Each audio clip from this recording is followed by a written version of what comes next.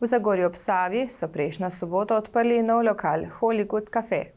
Oglasili smo se pri Dejanu Holcu, ki nam je zaupal idejo lokala in kaj vse nudi svojim gostom. Glasbenik brez odra ni glasbenik.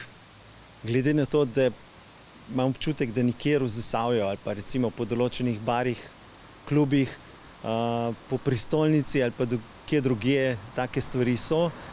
Tukaj pri nas imam pa občutek, da razen tistih kulturnih zadev pa tega ni.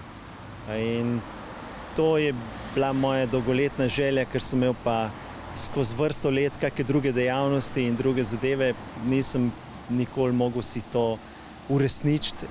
Mislim pa, da je zdaj pa skrajni trenutek, da smo pa to naredili, pa da postavimo en odrček, pa da se zabavamo tukaj na tak način, oziroma izkoristimo vsako sekundo življenja, kolikor nam je še dano.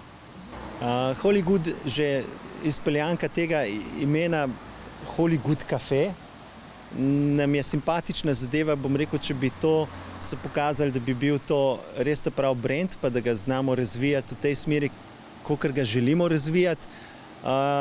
Nikoli ne reci nikoli, da ne bo še kak Holy Good Cafe 2, 3 ali celo 4. Zdaj biti toliko pogumen, sem pač povedal. Evo. Izpeljanka samega imena iz našega priimka in pa Holy Good kot glasbeno-umetniško društvo, delujemo kot klub, kot društvo.